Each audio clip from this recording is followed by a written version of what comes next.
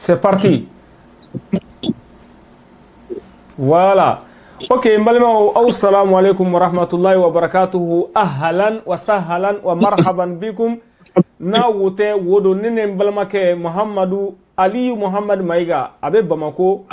Donc, on est activiste meremanou et krefé. En bas, nous avons bolo aller activiste korobadi parce que au lieu de terrain kan. Ama famwa. Au lieu de Bamako terrain kan, bon, on a fait qu'à appel les avec Skype d'utiliser. D'accord. Maïga. Ouais. Balo miga kana. Merci beaucoup. Ambipo. Ambipo ni reka ketila. Ika paso barala. Wakina de so tuna anga kita baroke. Kuna pore mbe jamana.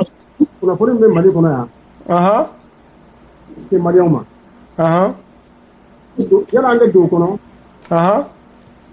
Planifié jama be quand de vidéo ni plani wati na mumbe na fait fait. Amba be ko wali mando. Anga podi kergere ni ba be la. Wala yana anga do kuma fana kono tugu. Ambe ta sikla ka anga kale ke temunu bonanu nina. Ni tingal kala wali tu tra du ko ka bala kono. Amo mo ko bonanu na. Amo nani to.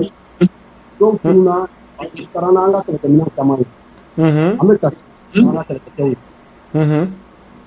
Wala ambe kuma da meno kolontaro ni ngati tikuru. D'accord, ego mugan ko de saraotea. Mugan turu o de sarat. Voilà, ne kon ga formel la Maiga. Franci ba fe ga malien terrorisé di. Donc nous y'en terrorisé quand terrorisé, on mana décourager yama tout à la quoi. Voilà, mugan nunu baro dingali kala jugu nunu. Uka parent ye Franci de. Ni yala je ngani yara be kani to munye ni mo be kala nya don itu ka ta du sorasita Maiga agato ngi nga fen dola écouteur do ti bolo ko do ga fena pour que iga wala voix be nyawla quoi écouteur be voilà écouteur do la problème po itala. Merci beaucoup. Iko be na sidan. Voilà, en Clobila, nous faisons ouais. Voilà, merci beaucoup. Ouais, m'bora ka fosi tanko jadi si munu ban fe o ka parent français de. Français de bu parent sinon an tise ka famu français na ka pankuru nunu ban fe ya keleke chow ban fe ya. Mo on de bi franyon ka ta bianga soratu kan ka ta bi population ka ku fra. Sigile no o luka mission to e. Maintenant pour ko chini ka soratu ka do kidal. Do to ani kidal che. Obe muira. Concernant na tout près, en la 27 a fêtera Mali territoire femme de Fokidal. 22 septembre, ka yerma oranyai. Amaka ka fêter. E bo fam to di tramoga. Donc nous les watugu ye munu ban fait bon avec en Mali on fara kono comme ko wara de se kana Mali ni bobulu la. Voilà, bon Mali on ban ki ko de fleur mo wara tena Mali bobulu la. Na be wuli bobulu ange wuli ka bobulu la mo wara tena Mali la ka onto on di kanka paso bobulu la mo wara ka faranka comme bamano ba fo ko ko de menga wara la o ka ka bolo bibulu wala mais ki ka bolo dan yere ka ko français an yere ba ya njugudi bulu be ka Mali klali nini olu loger français dans les hôtels de 7 étoiles 10 étoiles en France awo to inde ku ka klali ko pa ko binkere no lukan ko lu ko le den ko fa mo Mali nte Maiga ni France awa ibaro ne fleni kamini mangan damne kuma nterike do be anino ay mole sisa me mata kuma me direct la ko ne ko ama ngome min fiena ngo wallahi ni islamia ko ni kuntala français ko americain ko ku tu da do la français ko ku tu da do la be ko ku tu da do la mais de fait que islamisme tara jamana mine islamia dun olu be ka islamia de kele indirectement o de kama intervention ke note u ko en maya ha u ya ko journal Amerique journal be ko Americain ko ku data la c'est pas leur problème et puis nya ko terga nya na fana ngo nunu flene nu tara yoro u ba fo ku bu banga boyende donc ame wele fu de la utna tanga ne ko pétrole tan fe pétrole mi tanga ke sana so pétrole be ka bo sisa en abondance ola am se ka fo ko anga pétrole kama u bena en fe ka an deme mais al ni pétrole be ama bo folo u ka intérêt concret à tout intérêt concret quoi ima fa moi donc ne o be de fon terga nya ali Iran flene ne ay uni Iran be négociation na parce que pétrole mi Iran bulu mo de bola ok mais fa na soro ko e ala mais quand même mo nunu don santan ko non bu chela quoi ma ni ala je ngo Francine nana pour que Kaira ka foku ta te maliko kele na kele do unna ko mujao mo munu be mujao de gain ou ye mujao gain a MLA no fe ku kena kidal donné ko yani mali tara su kena Boati mon malin be calculé que je suis Damien Boité, je suis ceci, je suis cela. 2012, on be coulé la wati muna. Faut Francine nan de Francine de bon là. Wati kele ni Francine anu ka pankuru nana o asro mujao kelelo ka MLA gain ko c'est des bandits armés ko trafiquants de drogue de. Amba be kalama. Ku gain la bella.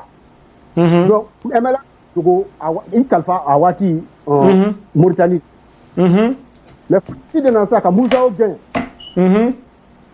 awa ka mujao gain pour que MLA bénéficie voilà donc fana fina ka daka pour que ki rasma fana son jila France ta islamia kelidi Amerique ta islamia kelidi munu be ko ale munu be la formation na islamia kelidi oredo mais akuma foli ka gele ni na po ou bien terroriste ou bien la police est ou bien personnalité dangereuse ou bien tout bêta et là il t'a yanga et c'est ça on fera et de mon fond contrôle là sinon il va avec pour ko islamique ou bien ma ko parce que MLA plein c'est un groupe bandit pour dire il m'a ou rabbi ou ka leader ou rabbi ka ba be fara fait que ranyem ko MLA là ou ya be killing fara ou ya be killing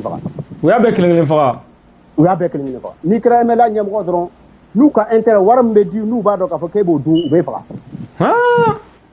MLA konna mais John bo fara ça MLA era mo de botiki fara bon ala de be to do ma nous fara de ambe kibara me ko kata sara ku ka parole ku ka président ni sara ou ka ni nyem ko sara bo kala ma odila sinon ka sege kala nga kuma kono toujours ndi ala je mali problème de romna ya disi abe fo munu ma parce que fenga u de ba fo ama me américain ne ma ko jihadi na fara ko islamé ere ko ka sabe jihad la islamé ere ni ma akele na fara ko be jihad la o ko kibe ala islam fo ibo de kelela ni mo mi da ibo fenga sinon jihad sinu me roro ta iye dugu sila k'a fɔ ko barbe sunguruba sobe mais fana ka fama ninnu t'o fɛ ou bien o t'a fɛ silamɛya yɛrɛ ka yiriwa Mali la o n bɛ ka kuma de fɛ ko dulɔmi yɔrɔ bɛ yen mais bi an bɛ ɛrɛ mun na Bamakɔ yan bɔ k'i kare kɔnɔ dibini bɛ yɔrɔ o yɔrɔ i bɛ taa cɛ ni muso fila ɲɔgɔn na dibi bɛ yɔrɔ o yɔrɔ yan polisiw yɛrɛ dɛsɛr'u la polisiw b'u dɛsɛr'u la ko liberté individuelle o adum tubabu yɛrɛ fɛ jɛnɛya faransi yɛrɛ sungurubaya interdilen do ye mais u bɛna an ka sow ye yan tɛmɛ kɛ yɔrɔ an denw la an n'an mɔdenw olu bɛ so kɔnɔ e bolo b'an ka kɛlɛla wa manamana ko dɔrɔn merci donc u bɛna o jogo juguya dɔrɔn de kolokolo an fɛ hali u b'a fɔ k'u bɛna dɔn mun d'an ma tubabu tɛ saraka di mɔgɔ ma tubabu tɛ farafin filɛ foyi ye bagan kɔ an b'a kalama an b'u cɛla ne b'u cɛla kibaruya de b'u bolo u bɛ fɛ ka mun na se donc u bolola ko se k'i n'i jɔ mɔgɔw ma ko a ye den wolo a y'aw den dan kelen ou bien fila ma u bɛ na ni balo de k'a di mɔgɔw ma ani ko mɔgɔw ka kiri u yɛrɛ la ko n'i bɛ fɛ i ka den sɔrɔ waati min na i k'a bɔ i yɛrɛ la o tɛ n'o tɛ jɛnɛya kɛ mansin yɛrɛ dilannen wa a b'i kunna déjà ko n'i ye jɛnɛya kɛ n tɛ den sɔrɔ o kɔrɔ tɛ i ka tɛmɛ n'i ka ko ye bon an ka o de i b'a dɔn jogo ko problème de b'an na yan mais an ma ɲɛmɔgɔw de fana sɔrɔ mun b'o jogo ko kɛlɛ kɛ o de ye problème bɛɛ ye n t'a dɔn Comment font Karamoké? Voilà. Donc, en grosso modo, Mali, problème, il est. Sinon, France, bien France, blanc. Il va me téléphone, il va bien France, blanc, il va me téléphone, il va faire jatem, il va faire correctif à la jatem. Ataka de Mali, femme, faut qu'il aille. Atake, alors que à mon quelqu'un me voit qu'il a les fana kana, on a du mal à la ou bien. C'est la bien. Bon, concernant Naira, ndaro ni ya kibara mais anga sorasu ye u ka engrais fatuku ja ku be u ka explosif ni glani engrais di camion fa engrais tungan kata sorasu yo mine pour la sigi sorasu sigi don ano sevaru tara bi sorasu ka chewlo la faula donc anga nyemo ben be kalama anga nyemo olu be fanga ko kelela be ko njoroni i jɔyɔrɔ kana tila na dɔrɔn Mali kɔnɔ yan n'i ko ɲɛmɔgɔ yɛrɛ tɛ Mali la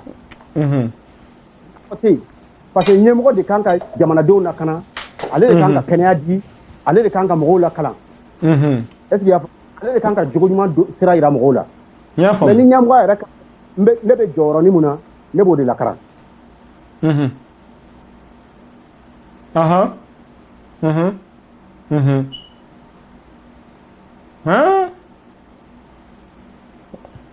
kabako do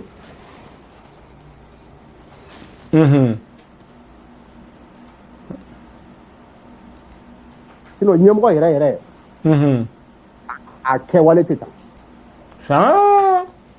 mais i b'a dɔn k'a fɔ problème bɛ yɔrɔ min na min yɛrɛ bɛ ne tɔɔrɔ yɛrɛ vraiment an bɛ nin bɛɛ la cɛ tubabu ta n'a sɔrɔ ko faransi de bɛ k'an ka nasɔngɔ bɔ sa moi-même je pouvais un peu comprendre quoi. Ah mais u tɛ k'an ka nasɔngɔ bɔ u tɛ k'an balo foyi foyi pourquoi vraiment an bɛ k'a to k'an manipuler cogoya min na moi je ne comprends pas ça quoi hein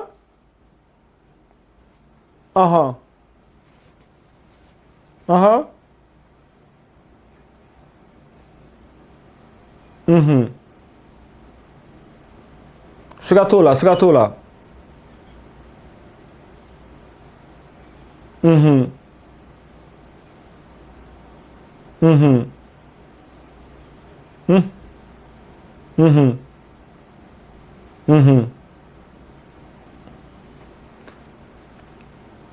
problème bɛ o de ye et puis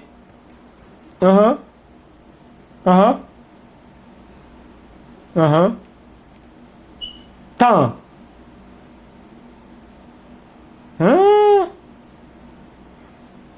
JT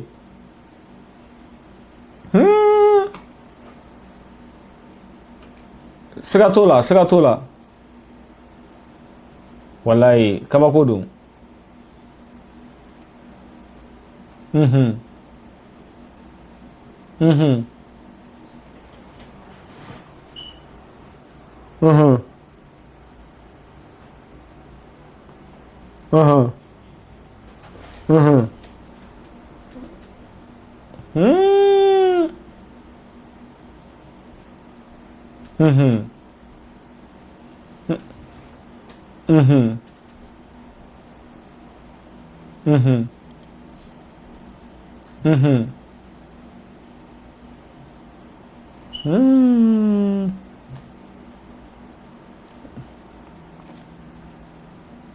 Mbara Mali nanga kuma dɔ f'i ɲɛna i b'a dɔn ko malo dɔ bɛ Amérique yan k'a bɛ bɔ Mali de la i m'o kuma mɛn fɔlɔ dɛ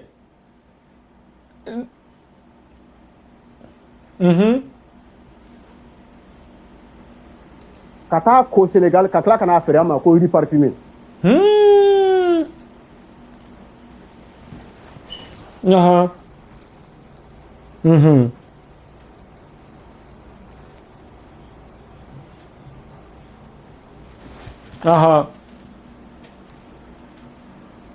donc sisan an bɛ ka dɛsɛ hali an yɛrɛ balo quoi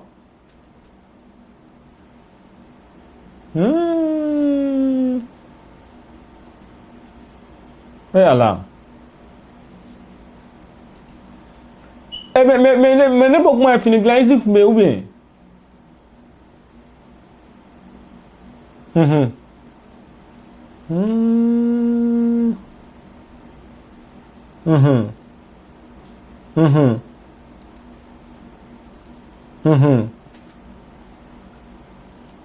usine là c'est pas fonctionnaire permanent Mali kono usine mu yɛrɛ bɛ baara kɛ permanent o glock la usine de Mali usine bɛɛ taara fɛ o Baramali o glock tɛ min ye de ya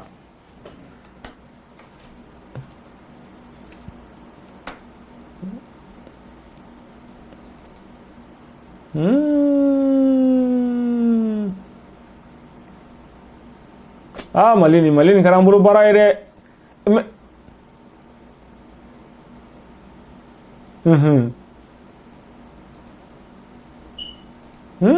mais est-ce que yɛrɛ bolo an bɛ se ka bɔ nin dingɛ kɔnɔ wa ahan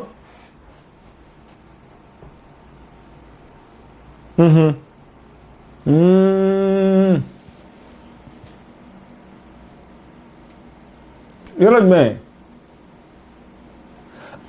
États-Unis non c'est vrai bien ale président yɛrɛ i ma ye an ka président yɛrɛ u bɛ ka poroporo wa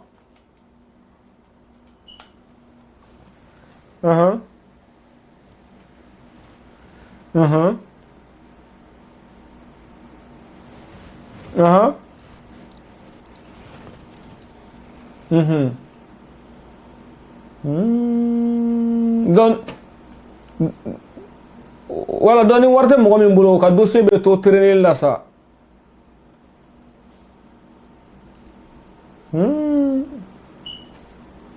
non ka gɛlɛn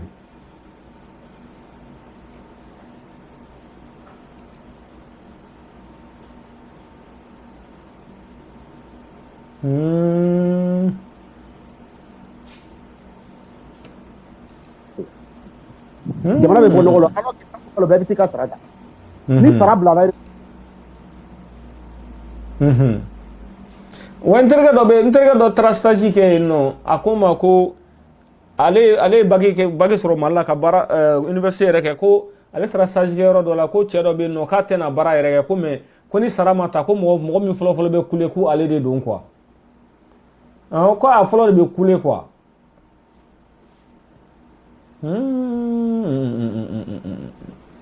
ah mais vraiment fagaliba min bɛ Mali la nin ye kabako don dɛ mais i b'a dɔn Mamadou Diko ye kuma dɔ fɔ ko nous avons un problème de mauvaise gouvernance quoi ko mais ko n'i da maga kuma la dɔrɔn ko vraiment k'u b'i kɔniya u bɛ kuma sugu bɛ f'i ma ko parce que les gens qui gèrent les pays ils gèrent mal les pays quoi ko mauvaise gouvernance de y'an ka problème yɛrɛ bɛɛ ye ko mais k'a kuma tɛ se ka fɔ ah ko ni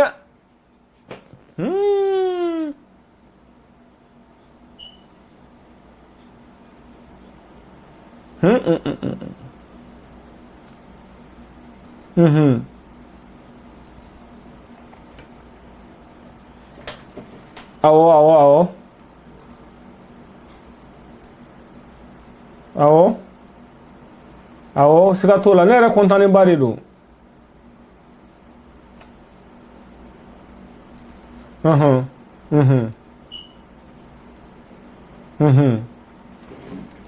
c'est malien na ni yɔrɔ de sinon ka mɔgɔ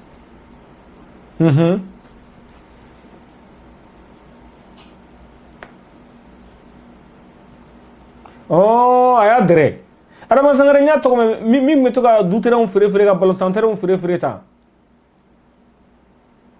n y'a tɔgɔ mɛn Mali fakulen don dɛ donc foyi tɛ bɔ a la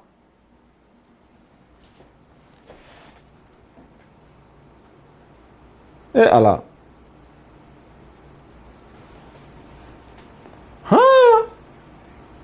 donc zon yɛrɛ de bɛ sanga la o tɛ ya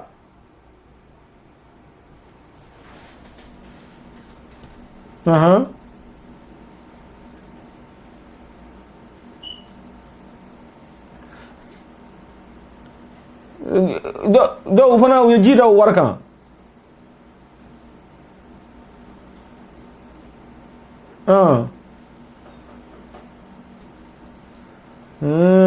pour que dɔrɔn Ala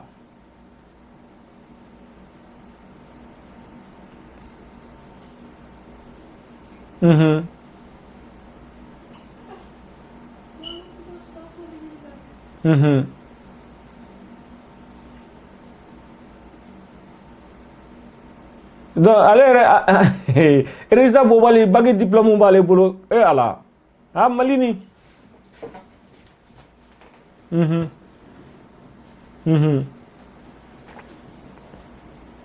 serious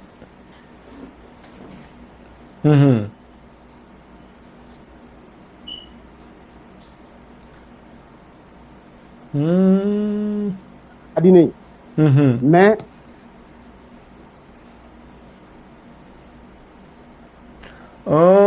mais Clément filɛ nin ye an y'a ye Clément dɔw fana bɛ ka Clément juguya hali Clément yɛrɛ ma baara yɛrɛ daminɛ fɔlɔ ou bien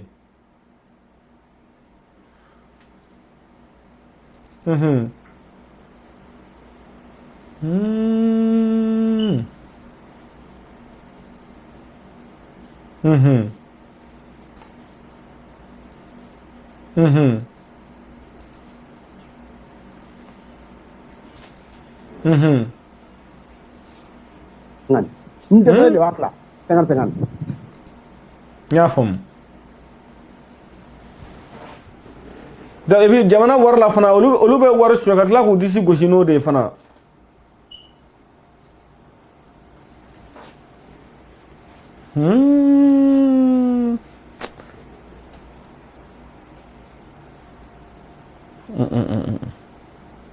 mais i b'a dɔn u fana denw fana k'u n'u nana kalan na yan k'u bɛ dɛsɛ ya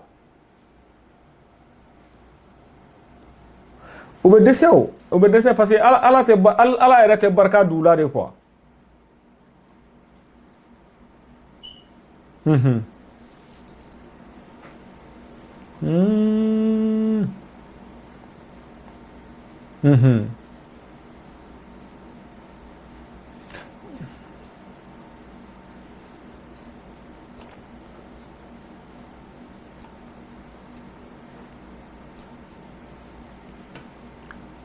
a bɛ komi dɔ ka histoire bɛ yan i b'o kalama dɛ o tigi fana nana o cogoya de la ale nana o cogoya de la donc sisan nɔ a dɛsɛra u y'a gɛn a fa ko k'a kana segin dɛ ko n'a seginna k'ale bɛ malo quoi k'a ka to yen ten immigration mɔgɔw de y'a minɛ k'a bila wo la fa ko k'o bɛɛ la k'a kana sɔn ka taa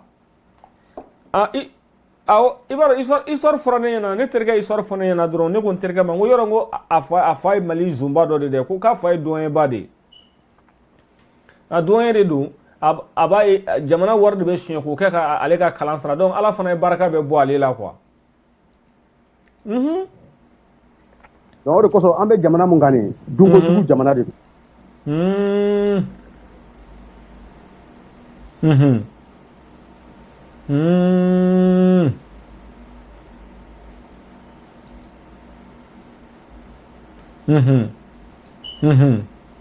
ala cɛla la i yɛrɛ b'a dɔn i bɛ ka mun fɔ ko c'est la vérité ça peut quand même choquer voilà en grosso modo quoi Mali ko b'o bolo de ma sinon an bɛ yɔrɔ min na bi bi in na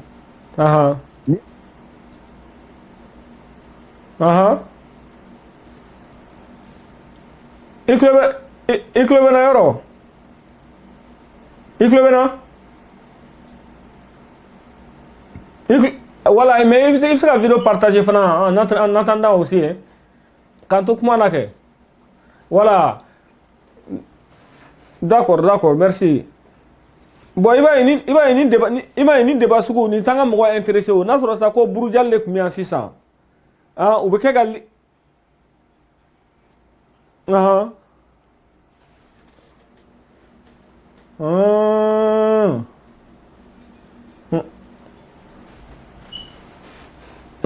voilà je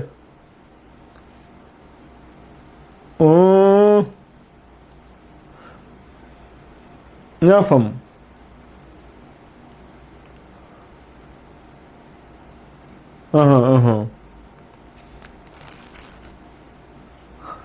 mais ale yɛrɛ bolo a bɛna se ka perturber a tɛna se ka perturber o n'ala sɔnna ma kɔni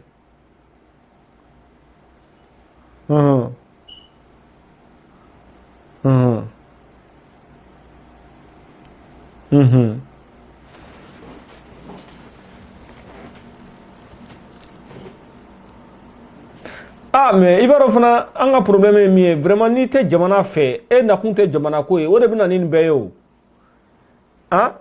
olu na kun agenda wɛrɛ de b'u bolo quoi problème wɛrɛ de b'u bolo min tɛ maliko nin ye ah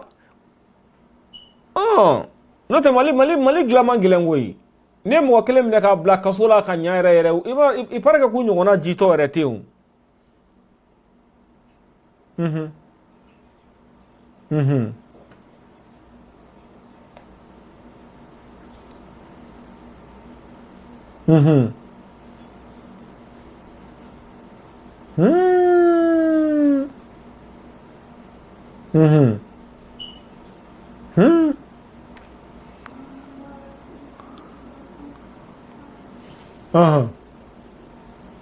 mais o t'a appliqué de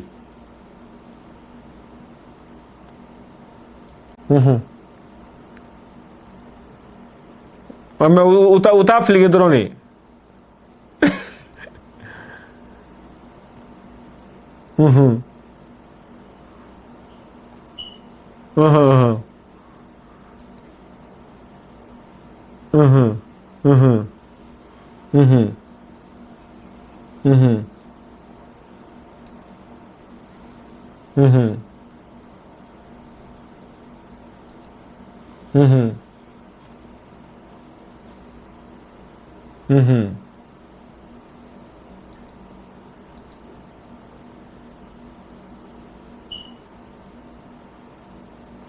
ouais o tɛ kuma fana o tɛ kuma mɔgɔ si tɛ kuma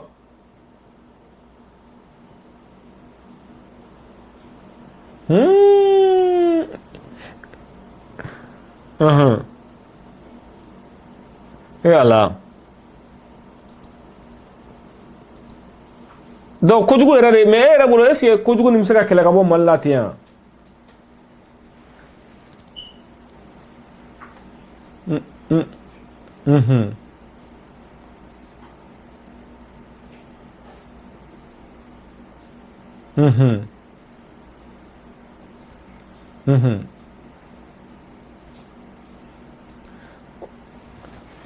ay Mali mana mango bɛ siran i paraît que u bɛ siran yɛrɛ o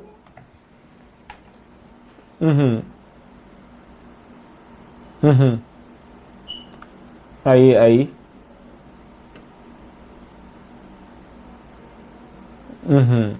u b'o fɔ mɛnɛ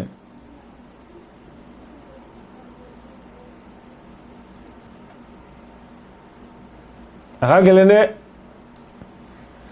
parce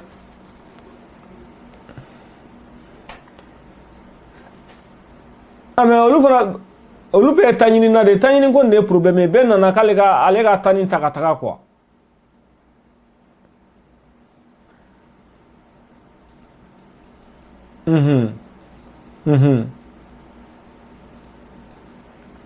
mais adamaden fana nata tɛ fariya kana ɲinɛ o kɔ dɛ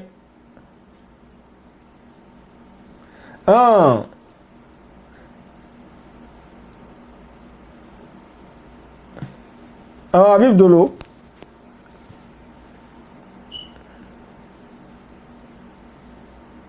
ne yɛrɛ tɛ commentaire k'a la parce que souvent u b'i nɛni k'i décourager quoi non ne tulo b'e la o i jɔ ta n ka taa fɛn dɔ labɛn quoi parce que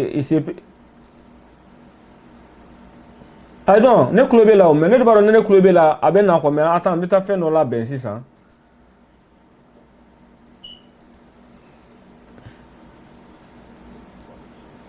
a ɲininka sisan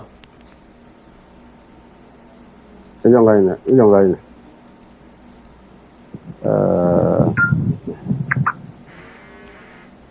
a tun bɛ fɛ ka weleli kɛ k'o de fɔ n y'a faamu sisan n y'a faamu sisan dun bon n ye message ci a ma il n'a pas répondu d'abord d'accord n tɛ ne kɔni tulo b'i la o n'est-ce pas wala i jɔ n ka vérifier yan tuguni n yɛrɛ ka ligne filanan na quoi mais faut continuer à parler quoi d'accord problème foyi t'a la sinon ko Mali problème ye o de quoi c'est-à-dire on a besoin des gens minnu bɛna ka charia appliquer charia appliquer c'est-à-dire texte ko cogo min na u ka appliquer parce que n'i ko ko charia dɔrɔn mɔgɔw b'a ta ka taa diinɛ fan fɛ de voilà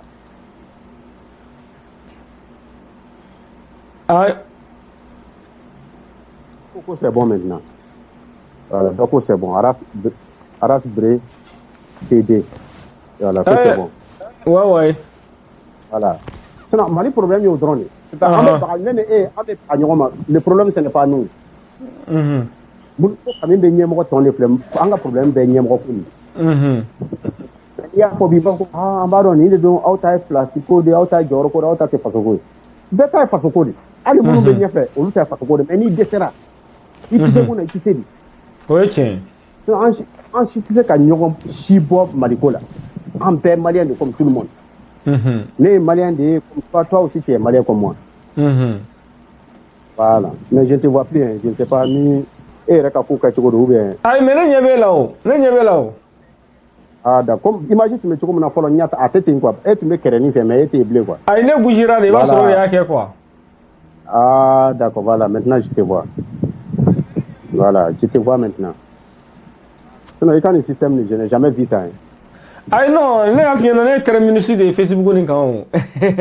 mais i b'a dɔn nɛnnikɛla ninnu n'i ma nɛnni kɛ olu t'i ka vidéo lajɛ bon moi je préfère hali u kana an ka vidéo lajɛ k'a fɔ ko n bɛ mɔgɔw buruja quoi. Ouais, non, en gros, c'est ça. En fait, on a mal au coin. Ça intéresse les gens, quoi. Voilà, ça intéresse mon ɲɛnamaw kɔni. Ouais, ça intéresse les gens. Non, mais comme vous en grosso modo, on a problème c'est la mauvaise gouvernance. Ouais. C'est-à-dire, comment on a terminé, mɔgɔw b'a kɛ de u ka bɛɛ b'a kɛ de n bɛ se ka dɔ sɔrɔ nin ko la cogo di.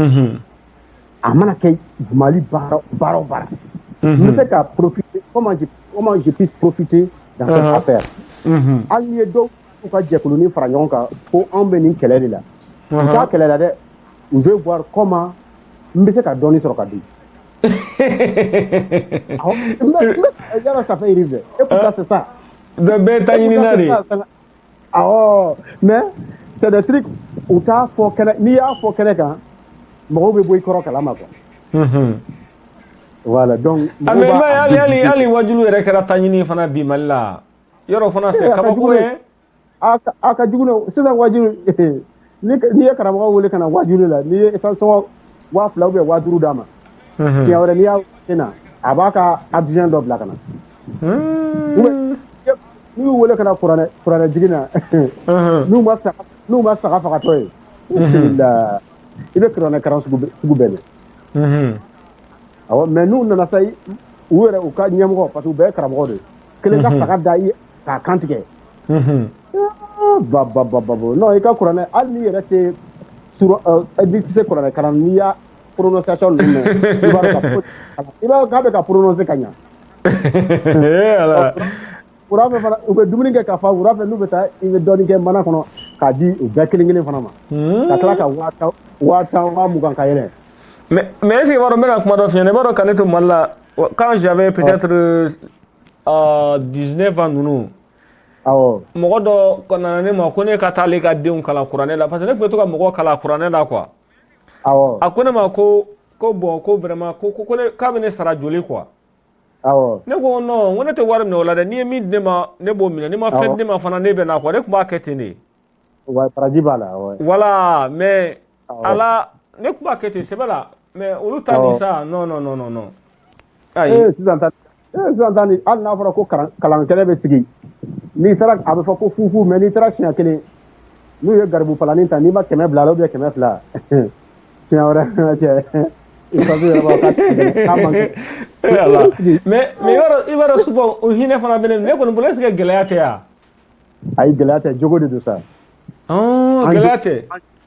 an jogo de don sa. ni dɔ yɛrɛ tun b'a kuma na bi ale yɛrɛ ko ne ma ko gɛlɛya tɛ dɛ ko hɔrɔnkolondenya de don i bɛ hakɛ to quoi. voilà o bɛɛ ye jogo de. mɔgɔ jogo de b'i kɛ hɔrɔn ye mɔgɔ jogo de b'i kɛ fɛn wɛrɛ ye quoi. an jogo de man ɲi. voilà an nalen tɛ c'est-à-dire bɛɛ ko de n bɛ mun kɛ n ka kɛ fɛn y'a la bi. an tɛ sini ɲɛsigi quoi.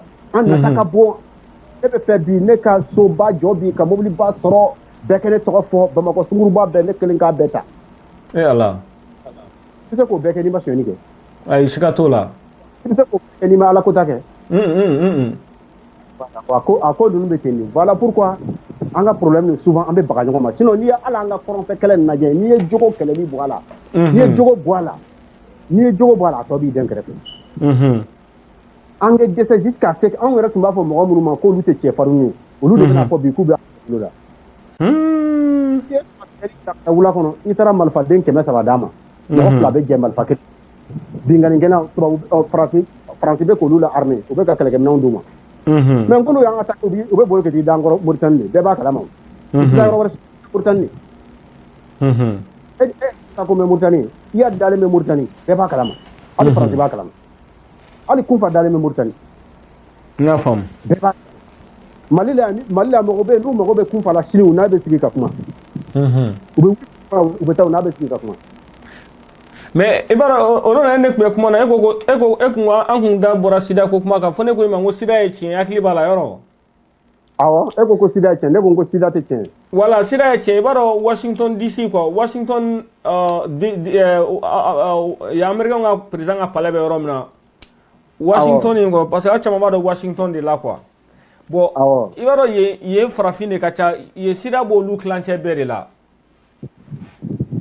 bon ale n'u ka par exemple sisan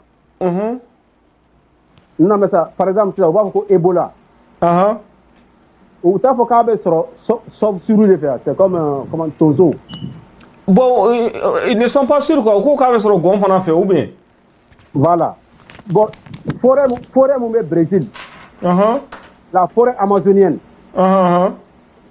est-ce que n'i y'a lajɛ a bɛ sɔn ka bonya ni farafinna dugu 20 ye mɔgɔ dɔw siya dɔw bɛ olu bɛ yen pygmée la olu bɛ balo o kɔrɔ ye Ebola ko kuma mɛn ayi voilà bon sida fana bɛ ten voilà bon sida ye tiɲɛ quoi i b'a dɔn sida ne t'a fɔ ko sida tɛ tiɲɛ dɛ parce que sida minnu yɛrɛ bɛ sida kɛlɛ olu yɛrɛ de ka rapport dɔ de la k'a fɔ ko sida bɛ mɔgɔ min balo k'a t'o mɔgɔ faga bon i b'a dɔn an fɛ yen u b'a fɔ fɛn dɔ ma anglais la ko misconception mɔgɔw ye u ye fɛn ye cogoya min na c'est comme a ma ɲɛf'u ɲɛna ka yan de o de kɛra an ka problème ye n'o tɛ sida bɛ yen dɛ et puis i b'a dɔn sida ye an ka kuma laban na n y'a f'i ɲɛna cogo min na garisigɛla ko de don quoi garisɛgɛ i b'a sɔrɔ sa nɔ mɔgɔ dɔw bɛ yen nɔ parce que yan mɔgɔ yɛrɛ filɛ nin ye a bɛ dɔw la a t'u dɔw la i b'a sɔrɔ sa a tɛ min na o de ka ca quoi parce que u ka fura dɔw fana bɛ yen nɔ n'i b'a ta ko n'u y'a ta an k'a fɔ ko n'u y'a ta quoi an kana o kisi an yɛrɛ ma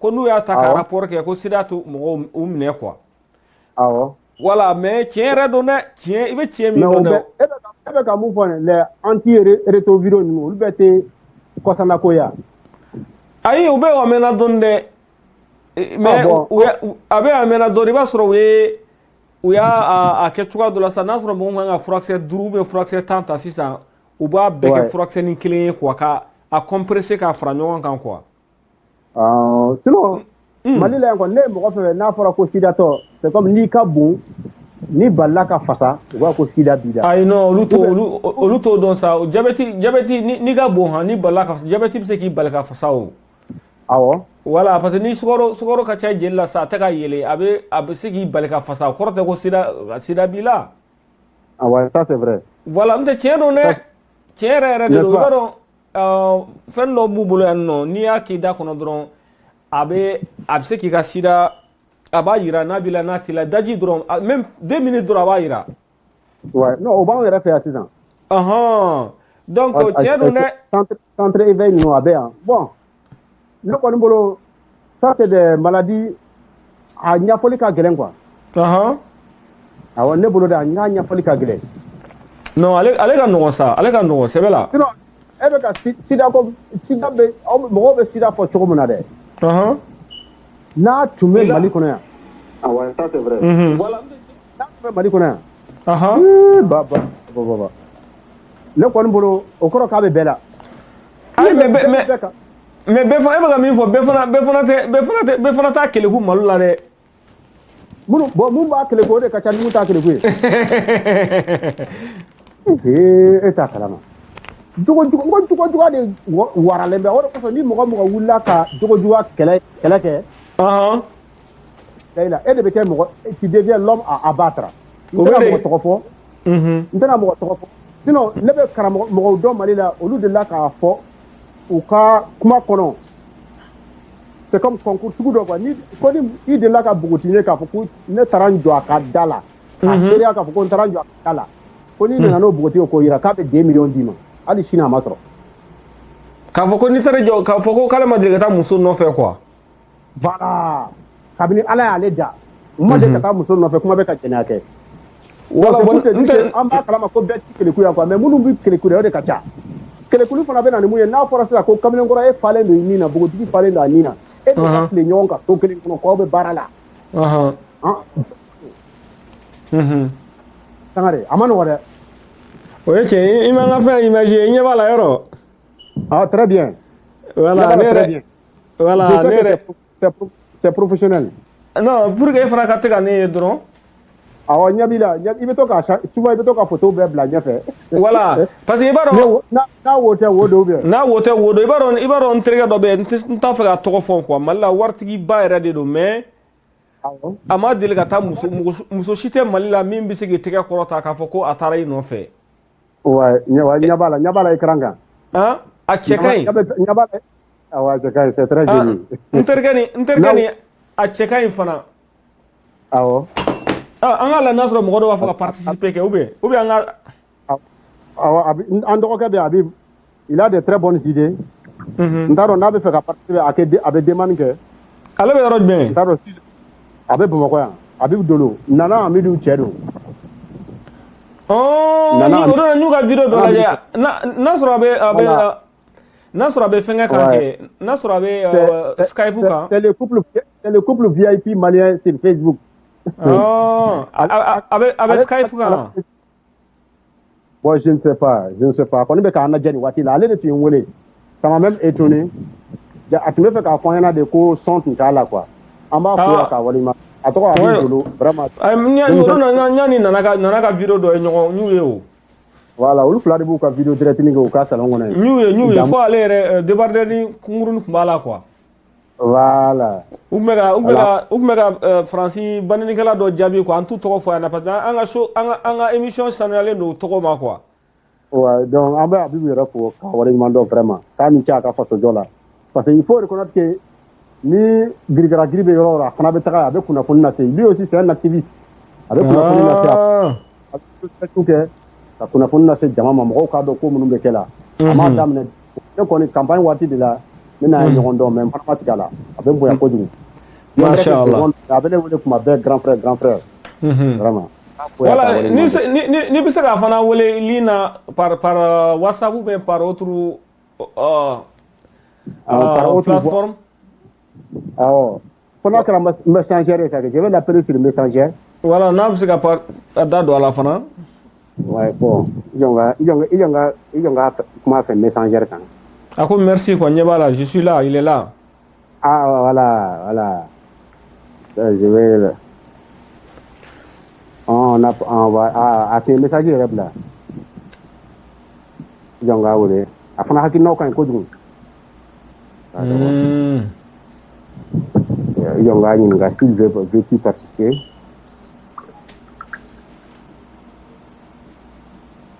N'a mon fort, mon fils n'a quoi. Afin de continuer.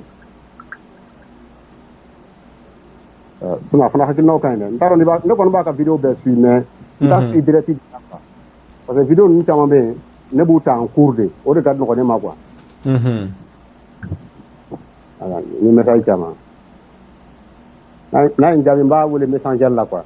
Ouais. Tu vas prendre hakil na aucun. On t'a voilà. Continuer, il va comment donner quoi, maintenant nga faire no ajuster donner quoi. Lumière quoi, comme lumière qui yorane ka kojugu quoi. Mais ma bonne donner ya mais. Mais comment femme? Moi be kala blade maintenant faire no ajuster drone quoi. Ah d'accord. Bon, est-ce que ni aller wole messenger ka be femme? Et fana ça. Ah? Encore. Makla. Mba wole messenger ka la je. Si ça passe quoi. Abi ça va me direct de là quoi. Ya ninge kuma dame me direct de là. Mena bla au parler là. Sangare Klobele là. Sangare. Ouais, un global à ça. Ah voilà, Habib est comment t'entends ni Sangare Klobila. Habib ça va? Bon. Non, pas tu peux être vraiment. Il y a un appel à Garagné. Sangare, tu entends non? Ah ouais, j'entends. Ah d'accord. Donc on met débat là-bas. C'est l'actualité malienne de façon générale, sans tabou. Boyani Karama kono. Voilà, comme il y a des vidéos, je vais dire que la vidéo est bien. Boyani Karama kono. Voilà, bon, on a un peu de façon générale Maliko là. Ce qui se passe aujourd'hui au Mali, en Guélamou sur le plan économique, social, à Bé. En président Bangouna, où il y a que président de folklore et du spectacle. Parce que l'Union africaine a aidé à coder de la culture africaine. Nous sommes dans un pays en guerre. Dans un pays en guerre, c'est le président qu'on nomme président de la culture africaine. Maïga, voilà, ni Habib Klobena, à fois Habib Nyanako, ne ga conseil la chien, voilà, ou qu'on a fait coup justifier Facebook ou comme rochier quoi. Merci. Ouais. Ah. Voilà, bon, dialogue ni kunya révision de Gaïa Fam. C'est-à-dire, dialogue ni plein. Dialogue ni le Cameroun, c'est-à-dire Cameroun embobiné. On veut embobiner les gens pour aller à la révision. Andou antenne à Soma, ou bien? Non, antenne Soma. Ouais. À Chamamba. Ouais. Ouais. Ah ouais. Ah ok.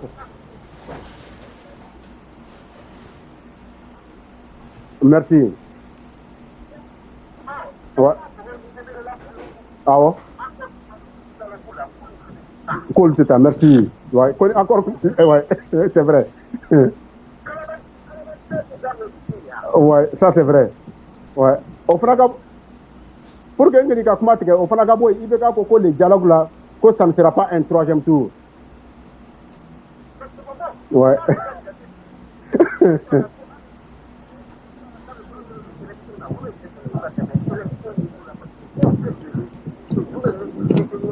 Merci. Merci. Ouais. Abana. Ika Barake. Merci. Merci.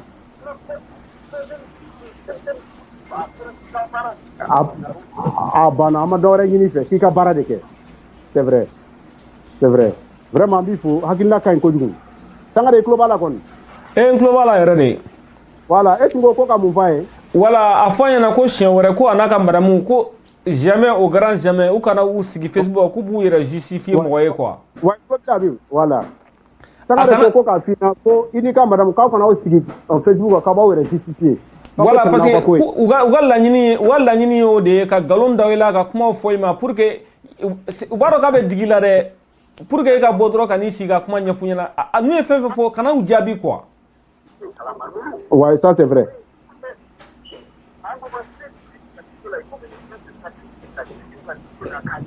Ouais. Ouais.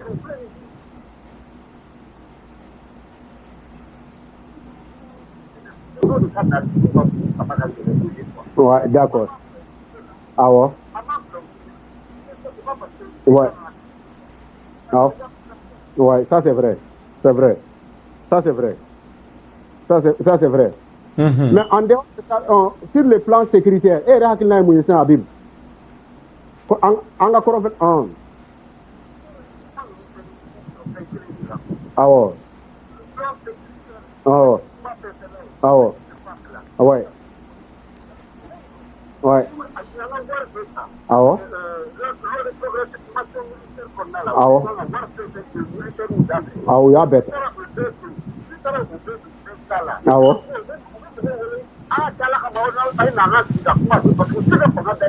Ouais.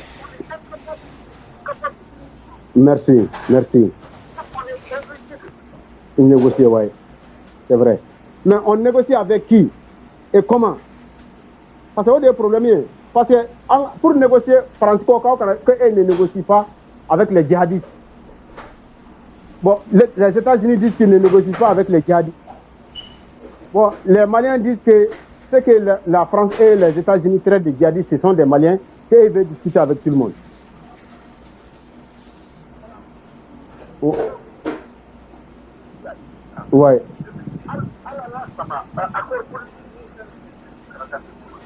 Ouais. Non. Ah. Merci. Ouais. Ouais. Merci, c'est vrai. Oh. Ah oh. Oh. Oh. Merci, merci. Avec un négocier nous, Dibila. Émissaire ou Bekata Dibila, de façon officielle, avec un mot blanc, Kata Kuma fait. Au Kuma, on a que Kuma fait. Au Bekakeo. Ouais, ouais.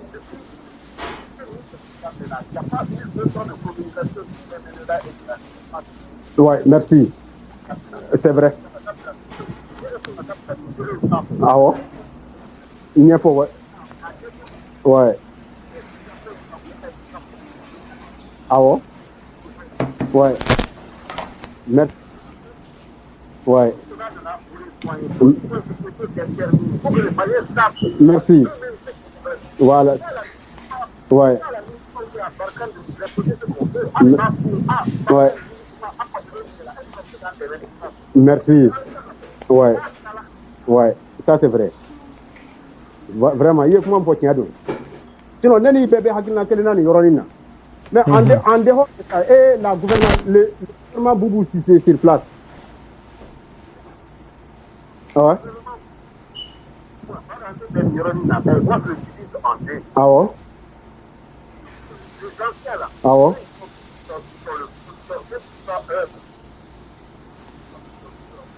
Ah ouais. Ah ouais. Ouais. Ouais. Ouais.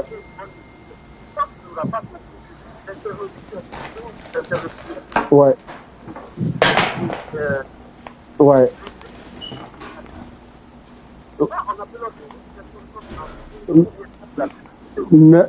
Merci. Merci. Il y a des patriarches Oubey. Vous nous dites comment la mais bien Beka Boya Boukan. C'est comme à Kidal. Al-Gabas. C'est comme à Kidal. La famille Al-Gabas. Nitra Kidal. Quand tu ne rencontres pas la famille Al-Gabas, c'est comme Nimase Kidal. Voilà. Ouais. Ouais. Ah bah.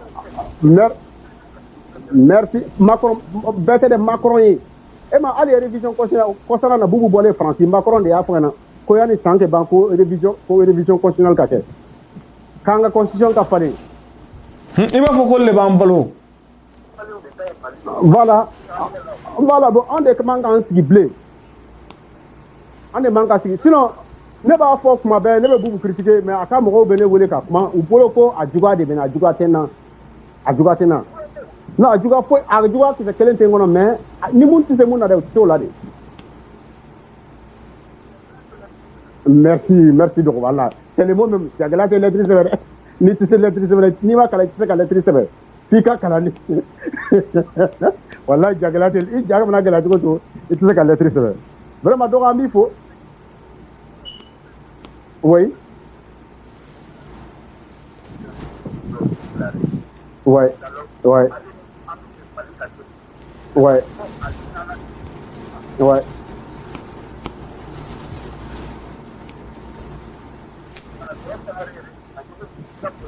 Oh, à tout à l'heure aussi, voilà.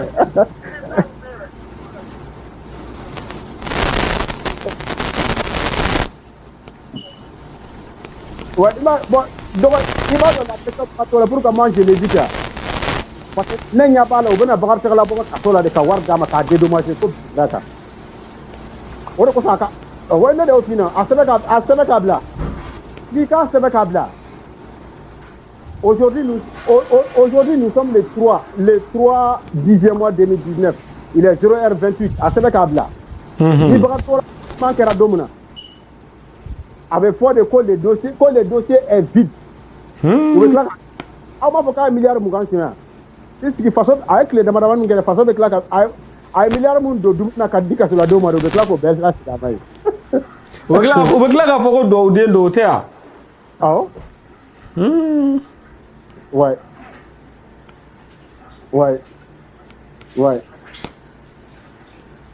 merci parce que ibado ni ko ki ba kuma foni wati da mo ba ko Clément Djigo Dida sinon avec un baram ka kagne mais la priorité aujourd'hui ce n'est pas la lutte contre la corruption.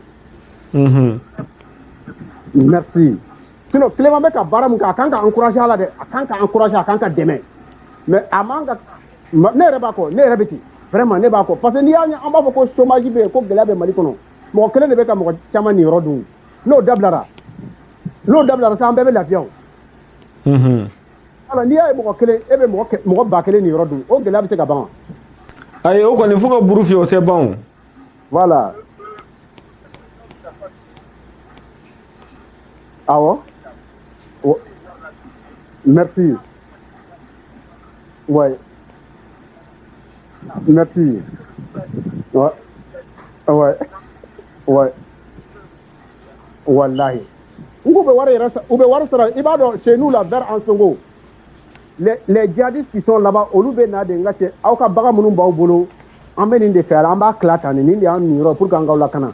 Nima son fana Winyangi.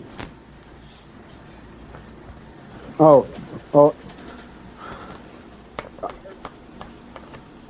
Ah ouais.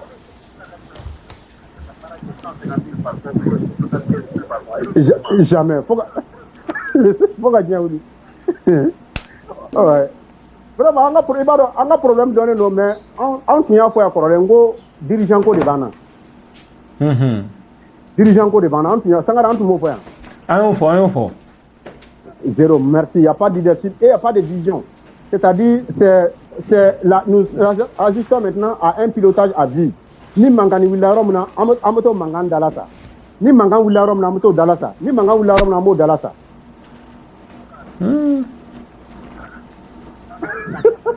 Voilà. Eh, andu dato ide. Faka wulide. Adama kale.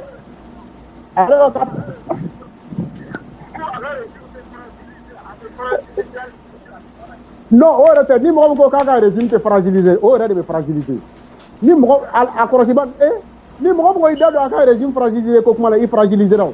Ali mo ko tugura no fe. I ma to duma soro. I do garade. Ali mo ko tugura no fe. Ni adimino. Vraiment do ambi fo kuma nyana ko tuguni. Sangare ndaro ni ka bi bolo ka tengwala. Are sangare be bara wala. Vraiment amba bela jelen fo. Vraiment jana do ko i bonne soirée. Allô? Sangare be bara. Ah? Na wo te dro ni ni ngal ko ngal wala bi bolo ka tengwa ndo ko la wa. Ayi afo abim nyana do ne mi fayana aka klito yoro la wore ka gele Facebook ko na kwa. Awa ya famu. Wala sonama. Akana ke tuguni quoi mo nunu may de mo nunu be galon suube dayla quoi ouais voilà akanu jabi yere de quoi be digi bela mais ibu toyne alli bu jabi ikani justifier o yako we quoi parce que ibara udo no mina sal ne qur'ane ta ki kala la bo ko kiye galon tige ko ye qur'ane ka ata kundugu de kan ouais voilà olu se ku kala la de mais u be galon ne tige ke ikale qur'ane kundugu de kan quoi ouais. D'accord, Maïga, merci beaucoup. Bita Jara, Nala Sonama, Nala Toka Fumanima. Problème pour là. Ameto ka temu ta kelengele. Nala Sonama dona na tala me fait dialogue politique comment ne parce que bébé ka kuma fo. Me fait anganda Nala Sonama. Jumena. Dialogue politique tigi ka fo mbe te na parce que tigi D'accord. Ah tigi a madame nere, c'est-à-dire mo ko nga tigi ka kuma fin munun kan. O de baraw kɛra mais tigi ka fɔ yɛrɛ bɛ sen na quoi. N'Ala sɔnna ma a tɛ marcher an ka dugu la quoi inchallah. A tɛ marcher. Voilà, Mali n'appartient pas à la France ni à une famille présidentielle ou bien quiconque. Non, u ka dɔgɔ. Voilà, an ta la banna. Merci beaucoup, bonne nuit. Merci beaucoup. An filɛli kɛ jama bɛ an bɛ bɛɛ lajɛlen fo. D'accord. Kulomajɔ la Ala ka waati wɛrɛ yira an na. D'accord, merci beaucoup. Il y a kuma ka gɛlɛya mais Ouais, non, hakati la yɛrɛ fana ka yafa ma. Voilà, an lamɛnbagaw fana ka yafa ma, kuma ka gɛlɛn quoi. Donc, salamu alaikum. N'a wote. An ye silamɛw tɛ, n'an ye ko mun kɛ, parce que kuma la filita tɛ. O ye tiɲɛ, n'a wote. I bɛ se ka don gasi la ka sɔrɔ i m'a lawuli a kama. N'a wote dɔrɔn wo don yɛrɛ, i ka connexion, alhamdoulilah, c'est bien quoi.